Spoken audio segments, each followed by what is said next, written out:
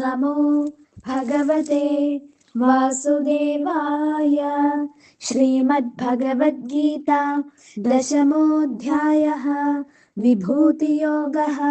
ശ്രീഭഗവാനുവാച ഭൂയ ഏവ മഹാബാഹോ ശൃണു മേ പരമം വചഃ. യത്തേഹം പ്രീയമാണായ വക്ഷ്യാമി ഹിതകാമ്യയാ. ന മേ വിദുഃ സുരഗണാഃ പ്രഭവം ന മഹർഷയഃ. അഹമാദിർഹി ദേവാനാം മഹർഷീണാം ച സർവശഃ. യോ മാമജമനാദിം ച വേത്തി ലോകമഹേശ്വരം. അസമ്മൂഢഃ സമർത്ഥ്യേഷു സർവപാപൈഃ പ്രമുച്യത്തെ. ഓം നമോ ഭഗവതേ വാസുദേവായ. എല്ലാ സജ്ജനങ്ങൾക്കും നമസ്കാരം. ഇന്ന് നമ്മൾ പുതിയതായിട്ടുള്ള ഒരു അധ്യായത്തിലേക്ക് കടക്കുകയാണ്. 10-ാം അധ്യായം, വിഭൂതി യോഗം. ഭഗവാനെ പറ്റി അറിയുന്നില്ല നമ്മൾ. അത് എവിടെയാ ഭഗവാൻ, ആരാണ് ഭഗവാൻ, ഇതൊന്നും ശരിക്കും നമുക്കതൊന്നും അറിയില്ല. അപ്പൊ അതൊക്കെ ഒന്ന് വിസ്തരിച്ച് മനസ്സിലാക്കി തരാ. ഭഗവാൻ എവിടെയാണുള്ളത്, ഭഗവാൻ ആരാണ്, എങ്ങനെയാ മനസ്സിലാക്കുക, ഇങ്ങനെ കുറേ വിശേഷമായിട്ടുള്ള കാര്യമാണ്. അത് എന്തിനാ ഇപ്പൊ പറയുന്നത്, ഭഗവാനെ പറ്റി എന്തിനാ അറിയുന്നത്? അപ്പം ഇതിൽ പറയുന്നു, ഭഗവാൻ തന്നെയാ തുടങ്ങുന്ന ഈ അധ്യായം ശ്ലോകം. മറ്റൊരു ചോദ്യോത്തരം ഇടയ്ക്ക് അർജുനാവും ചോദിക്കും, ഇതിൽ ഭഗവാൻ തന്നെയാ പറയുന്നത്. എന്താ പറയുന്നത്? ഭൂയ ഏവ മഹാബാഹോ ശൃണു മേ പരമം വച യത്തേഹം പ്രീയമാണായ വക്ഷ്യാമി ഹിതകാമ്യയാ. വക്ഷ്യാമി, ഞാൻ പറയാണ് അർജുന എന്നോട്. എന്താ? എൻ്റെ ഹിതത്തിനായിക്കൊണ്ടാണ്.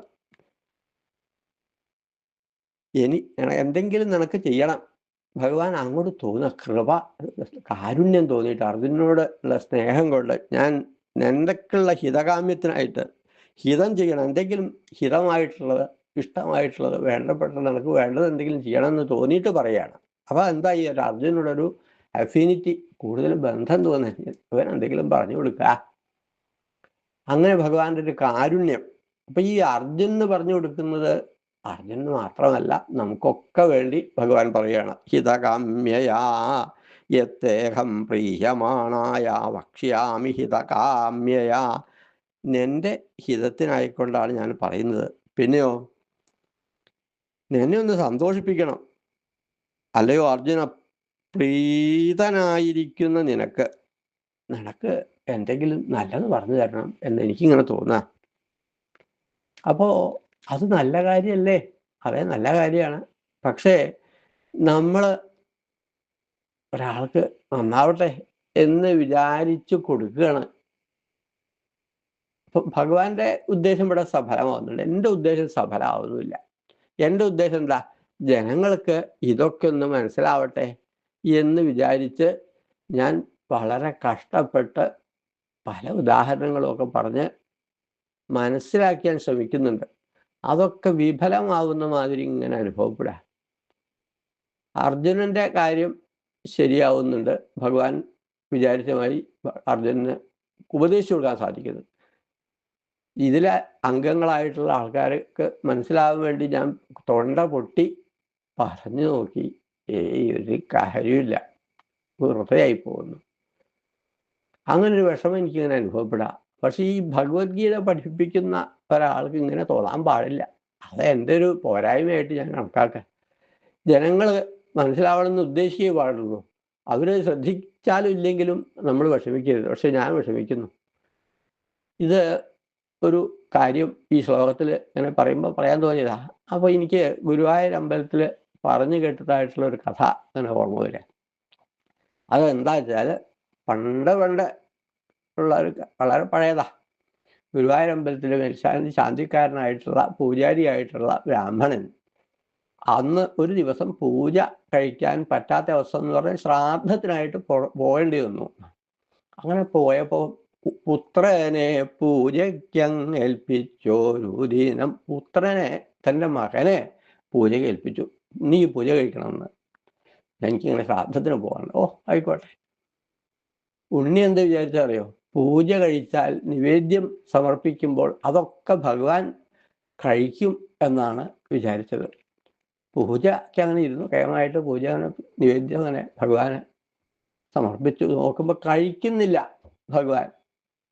ഉണ്ണിക്ക് വലിയ വിഷമായി. നല്ല പദാർത്ഥങ്ങൾ ഇല്ലഞ്ഞിട്ടായിടാം. നല്ല ഭക്ഷണ പദാർത്ഥം നന്നാവാനിട്ടാവും ഭഗവാൻ കഴിക്കാത്തത് എന്ന് ഉണ്ണിക്ക് തോന്നി. സങ്കടമായി. നല്ല പദാർത്ഥം ഇല്ലായിട്ടാണോ കൃഷ്ണ കഴിക്കാത്തത്? ഞാൻ കുറച്ച് കൊണ്ടുവരാം. പുറത്തേക്ക് പോയിട്ട് ഉപ്പുമാങ്ങയും ഉറതൈരും, നല്ല ഉപ്പുമാങ്ങ ഉറതൈര് ഒക്കെ കൊണ്ടുവന്നു. കഴിക്കാൻ പറഞ്ഞു. പിന്നെയും കഴിക്കില്ല.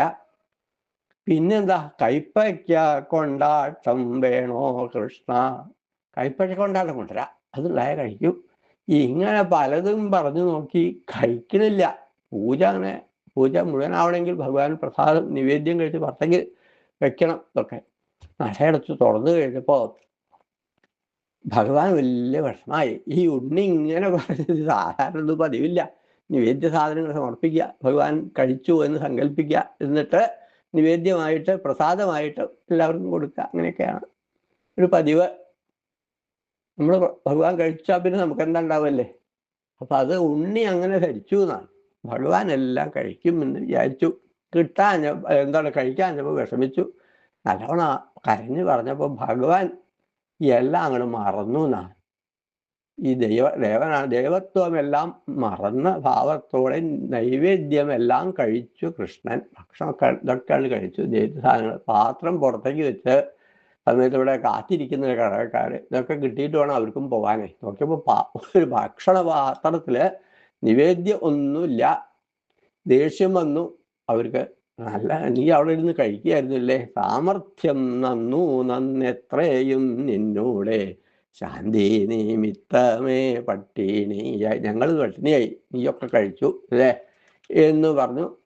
ഉണ്ണിയെ കുറെ ശകാരിച്ചു. അച്ഛൻ വന്നപ്പോൾ പറഞ്ഞു കൊടുത്തു. അച്ഛൻ ദേഷ്യം വന്നു. നീ ഇത് ഇങ്ങനെ ചെയ്യേണ്ടിയിരുന്നില്ല എന്ന് പറഞ്ഞാൽ അടിക്കാൻ പുറപ്പെട്ടപ്പോൾ എന്താ ഉണ്ടായിച്ചാൽ അശരീരി വാക്കങ്ങനെ കേട്ടു. ബാലനെ തല്ലേണ്ട ഉണ്ടതു ഞാനാണ് കഴിച്ചത് ഭക്ഷണം, ബാലനെ തല്ലേണ്ട, ഗംഭീരമാകും അശരീരി വാക്ക് കേട്ടപ്പോൾ എല്ലാവരും സംഭവിച്ചു. കൃഷ്ണനെ അങ്ങനെ വല്ലാതെ ഭക്തിയോടുകൂടി പ്രാർത്ഥിച്ചാൽ ഉണ്ണിയുടെ വൈഭവം ഓർത്ത് കൃഷ്ണനെ ഒന്നുകൂടി ശക്തിയായിട്ട് ഭജിച്ചു എല്ലാവരും എന്നൊരു കഥ. അപ്പൊ അവരുടെ ഫലം എന്താണ്? ഉണ്ണിയുടെ ശ്രമം സഫലമായി. എന്താ വെച്ചാൽ ഉണ്ണി ഭഗവാൻ കഴിക്കണം എന്ന് വിചാരിച്ചു, അത് കഴിച്ചു. എൻ്റെ ശ്രമം വിഫലമായി. എന്താ, എല്ലാവരും കേൾക്കണം, ഇത് നന്നായിട്ട് ആസ്വദിക്കണം, മനസ്സിലാക്കണം എന്ന് വിചാരിച്ചു. അത് വെറുതെയായി. അപ്പൊ അങ്ങനെ ഒരു വിഷമം തോന്നി. ഭഗവാൻ ഇവിടെ പറയാണ്, അർജുന, നിന്റെ ഹിതത്തിനായിക്കൊണ്ട് ഞാൻ നിനക്ക് വേണ്ടിയിട്ട് നല്ലൊരു കാര്യം പറഞ്ഞു തരാൻ പോവുകയാണ്. എന്താണത്? നമേ വിദുസുരഗണാ പ്രഭവം നമഹർഷയാം അഹമാതിരിഹി ദേവാനാം മഹർഷീണാം ച സർവശാം. അർജുന, മനസ്സിലാക്കുക, ഞാൻ ആരാണ്. ഈ എന്നെ പറ്റിയിട്ട് ആർക്കും അറിയില്ല. നമേ വിദുസുരഗണാ, ദേവന്മാർക്ക് അറിയില്ല. പ്രഭവം മഹർഷയ, മഹർഷീശ്വരന്മാർക്ക് പോലും അറിയുന്നില്ല ഞാൻ ആരാണ്. ഞാൻ ശരിക്കും ആരാണ്? അഹം ദേവാനാം മഹർഷീണാം സർവശഃ ആദി. മഹർഷീശ്വരന്മാർക്കും ദേവന്മാർക്കും എല്ലാവർക്കും ആദ്യമായിട്ടുള്ള ആള്, ആദിയാണ് ഞാൻ. എന്നെ പറ്റിയിട്ട് അറിയില്ല, ഞാൻ ആരാ എന്ന് വിചാരിച്ചിട്ട് നിങ്ങൾക്ക് മനസ്സിലാവുന്നില്ല. നമ്മളെ പോലെ സാധാരണക്കാർക്ക് മനസ്സിലാവുന്നില്ലെങ്കിൽ പേടിക്കാനില്ല, അതൊന്നും വിഷമിക്കാനില്ല. വലിയ വലിയ ആൾക്ക് പോലും അറിയുന്നില്ല, ദേവന്മാർക്കും അറിയുന്നില്ല എൻ്റെ മഹത്വം, ആരും അറിയുന്നില്ല. യോമാം അജമനാദിം ച, എന്നെ മനസ്സിലാക്കണം, ഞാൻ അജനാണ്, ജനനമില്ലാത്തവനാണ്. യോമാം അജമനാദിം ച വേത്തി ലോകമഹേശ്വരം, മനസ്സിലാക്കണം. വേത്തി, അണ്ടർസ്റ്റാൻഡ്, മനസ്സിലാക്കുക. എന്താ മനസ്സിലാക്കേണ്ടത്? ഞാൻ ലോകമഹേശ്വരനായും യോമാം അജമനാദിം ചാം, അജനാണ്, നാശരഹിതനാണ്, ജനനം മരണമൊന്നുമില്ല എന്ന് എന്നെ പറ്റി മനസ്സിലാക്കണം. യോമാം അജമനാദിം ചാം വേത്തി ലോകമഹേശ്വരം, മനസ്സിലാക്കേണ്ടത് എന്താണ്? ലോകമഹേശ്വരനായി മനസ്സിലാക്കണം. പിന്നെയോ മർത്യേഷു അസമ്മൂഢ സമർത്യേഷു സർവപാപൈ പ്രമുച്യതേ. എല്ലാ പാപത്തിൽ നിന്നും മോചിതനാവാനുള്ള മാർഗം എന്താ? ഈശ്വരനെ പറ്റി അറിയുക, ഈശ്വരൻ ആരാണെന്നറിയുക. ആ അറിഞ്ഞുള്ള ആൾക്ക് എല്ലാ പാപങ്ങളിൽ നിന്നും മോചനം ലഭിക്കുന്നു. നമ്മൾ ഈ പ്രയത്നിക്കുന്നതൊക്കെ എന്താണ്? നമ്മളെ പാപങ്ങൾ അറിയാതെ പലതും ചെയ്തിട്ടുണ്ടാവും. എല്ലാ പാപങ്ങളും നശിക്കും ഭഗവാനെ പറ്റി അറിഞ്ഞാൽ. അസമ്മൂഢ മർത്യേഷു അസമ്മൂഢ സഹ സർവപാപൈ പ്രമുച്യതേ. മനുഷ്യരിൽ അജ്ഞാനമില്ലാത്ത അവൻ, യാതൊരു അജ്ഞാനം ഇല്ലാണ്ടാവും എങ്ങനെയാ? ഭഗവാനെ പറ്റി അറിഞ്ഞാൽ. അപ്പൊ അങ്ങനെയുള്ള ആളുകൾക്ക് എല്ലാ പാപങ്ങളിൽ നിന്നും അവർ മോചിതരാകുന്നു. അർജുന, നിനക്ക് ഇതൊക്കെ അറിയാം എന്ന് ഭഗവാൻ ഉള്ളോണ്ട് വിചാരിക്കുക. അർജുനന് ഇതെല്ലാം അറിയാം. ഈ ഭഗവാൻ ഈ പറയുന്ന കാര്യങ്ങളൊക്കെ അർജുനൻ അറിയാത്തതല്ല. തൽക്കാലം ഒന്ന് മറന്ന മാതിരിയാണോ എന്നൊരു സംശയം. അപ്പൊ ഓർമ്മപ്പെടുത്തുകയാണ് പല കാര്യങ്ങളും. ഇപ്പൊ നമ്മൾ പ്രധാനപ്പെട്ട കാര്യം പലതും കഴിഞ്ഞ അധ്യായം വളരെ പ്രധാനപ്പെട്ടതായിരുന്നു. അർജുന, എന്താണ്? എല്ലാ പാപങ്ങളിൽ നിന്നും ഞാൻ മോചിപ്പിക്കും ഭക്തനായുള്ള ആളെ. ഭക്തന് നാശമില്ല. ഇതൊക്കെ അർജുനൻ അറിയാത്ത കാര്യമല്ല. തൽക്കാലം ഒരു വിഷമം വന്നു. ഒരു കാർമേഘം മൂടിയാൽ സൂര്യനെ കാണാത്തത് പോലെ ഒരു അഭിനയം, അത്രയേ ഉള്ളൂ. അർജുനൻ എന്താ തോന്നിയത്? എനിക്ക് യുദ്ധം ചെയ്യാൻ വയ്യ. അത് തോന്നാൻ കാരണം എന്താ? സ്നേഹം കൊണ്ട്. എന്താ സ്നേഹം? വാത്സല്യം. എൻ്റെ മുത്തശ്ശൻ, ബന്ധുക്കള്, സുഹൃത്തുക്കള്, ഇവരൊക്കെ അല്ലേ ഞാൻ കൊല്ലാൻ പോകുന്നത് എന്നുള്ളൊരു വിഷമം. പക്ഷെ ഇവിടെ വന്നിരിക്കുന്നത് എന്താ? ഒരു പ്രധാന കാര്യത്തിന് വേണ്ടിയിട്ടാണ്. എന്താണ്? തെറ്റുകാര് അല്ലെങ്കിൽ അധാർമികളെ ശിക്ഷിക്കുക എന്നുള്ള ഉദ്ദേശത്തോടു കൂടിയാണ് വന്നത്. അപ്പൊ ആ ഉദ്ദേശം നടത്തുക വേണ്ടത്. അതിൽ നിന്ന് പിന്തിരിഞ്ഞ് പോവാൻ ശ്രമിച്ചു അർജുനൻ. അങ്ങനെയുള്ള അർജുനന് ആ മോഹം, തെറ്റായ ഒരു ചിന്ത മനസ്സിൽ വന്നു. അതിനെ മാറ്റി എന്താണ്? കരിനിഴൽ പോയി, കാർമേഘം പോയി, സൂര്യന്റെ പ്രഭ വന്നു. അതിനുള്ള സ്റ്റെപ്പായിട്ട് ഇപ്പം നമ്മൾ 10ാമത്തെ അധ്യായത്തിലെത്തി. 18ാമത്തെ അധ്യായം, അതാണ് അവസാനത്തെ അധ്യായം. അതോടുകൂടി അർജുനന്റെ മോഹം തീരുന്നു, വിഷമം തീരുന്നു. എന്താണ്? ഞാൻ ചെയ്യാം ഭഗവാനെ, ഞാൻ യുദ്ധം ചെയ്യാം ഭഗവാനെ എന്ന് പറയുന്നൊരവസ്ഥയിലേക്ക് ഭഗവാൻ എത്തുകയാണ്. അങ്ങനെ ഭഗവാനിൽ അർജുനൻ എത്തുകയാണ്. അങ്ങനെ അർജുനൻ എത്തിച്ച ഭഗവാന്റെ കാരുണ്യം അത് നമ്മളൊക്കെ ഒന്ന് പങ്കുവെക്കുക, അത്രയേ ഉള്ളൂ. ഞാൻ എല്ലാവർക്കും ഇതൊന്ന് ഭഗവാന്റെ മഹിമ മനസ്സിലാക്കിപ്പിക്കാൻ ശ്രമിച്ചു. കുറച്ചാളെങ്കിലും ശ്രദ്ധിച്ചാൽ നന്നായി എന്ന് വിചാരിക്കും. പോരാ, എല്ലാവരും ശ്രദ്ധിക്കണം എന്നിങ്ങനെ ഒരു അതിമോഹം. ആ അതിമോഹം വിഫലമാണ്, എൻ്റെ നാശത്തിന് കാരണമാണ്. പക്ഷേ എങ്കിലും നല്ലതല്ലേ ആഗ്രഹിക്കുന്നത്?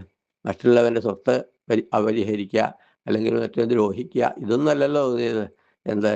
ഈശ്വരൻ്റെ കാര്യങ്ങൾ ജനങ്ങളിലേക്ക് എത്തിക്കാൻ ശ്രമിക്കുക അല്ലേ? വേറെ ഒരു ഉദ്ദേശമില്ല, വേറെ ഒരു നേട്ടം പ്രതീക്ഷിക്കണമില്ല.